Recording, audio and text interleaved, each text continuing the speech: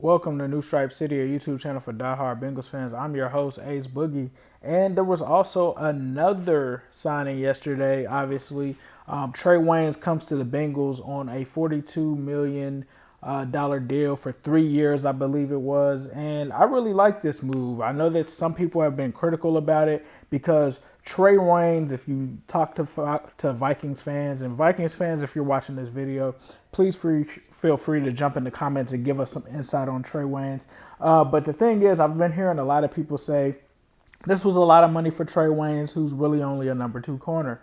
And yeah, for the Bengals, he is our number two corner. Like a lot of people are thinking that Trae Waynes is essentially going to be our number one guy from the outside looking in. He's not. He's going to be the number two guy. He's going to play that Drake Kirkpatrick position. They both play on the left side of the field.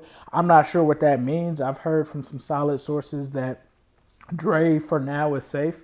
So we'll see what happens with that. But they both play on the left side of the field. And he's a guy that I think, in a sense, gives you somewhat of an upgrade on that side because he's great against tackling opposing players. He's great at making stops at the line. When you look in and turn on the film at him, he really jumps out as a guy that really locks down those borders that you need from the boundaries. If you look back at just the 49ers game, he was very key and instrumental. One key instrumental aspect of the 49ers Bengals games was that the 49ers just attacked the edge. They completely attacked the edge, and that was shown to be a weakness for the Bengals. They couldn't set the edge, and they couldn't keep guys at bay. And I think that that's where you see a big upgrade in terms of what Trae Waynes brings to this team. He also brings a lot of athleticism. With him being there, you got a guy that runs a 4.340.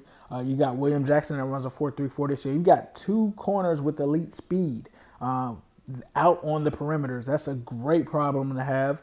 And then you're also talking about a guy that's somewhat of a ball hawk. I mean, he's not a total ball hawk, but he does and has shown a history of being able to make big interceptions and having some awareness in terms of that. Now, I tempered the expectations because although Trae Waynes has a lot of strengths, his weaknesses have come in coverage and in the pass game. And it's hard to say whether that's been because of the scheme itself, whether that had to do with Xavier Rhodes having a horrible year last year, which he kind of just fell off of the face of the earth.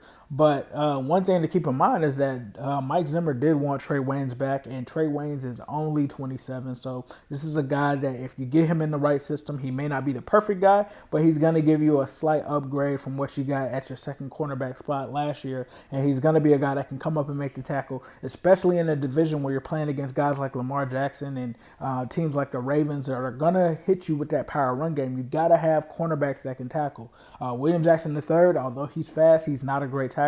Drake Kirkpatrick, not a great tackler. This is a guy, with you losing Darqueze Dennard, you're able to put this guy on the outside, and he's also an elite tackler when it comes to that aspect of the game.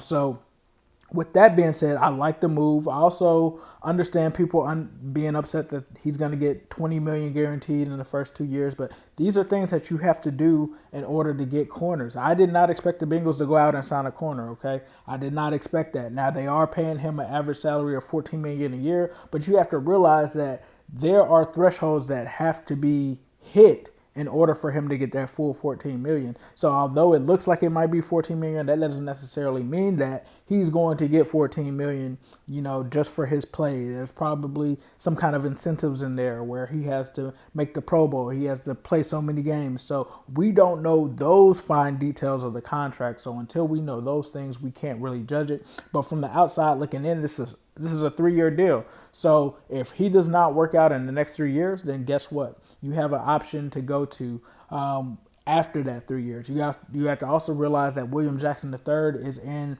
the final year of his contract. He could be looking for a big deal. So you need a guy like Trae Waynes to at least be there as a backup. Now, they did get rid of B.W. Webb. That makes sense. He needed to go.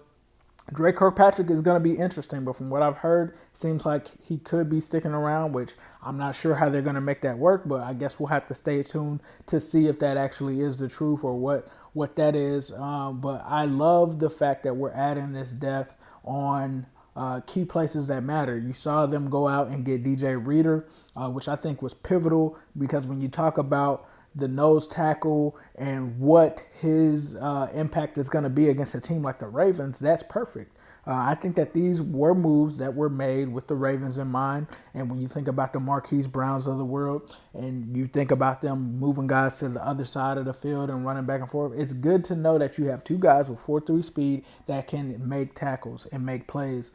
So I think that's what we get in Trae Waynes, and I think that this is going to be a decent signing for us. Now, I'm going to temper expectations. Don't expect this guy to be just a super ball hawking, shut down corner.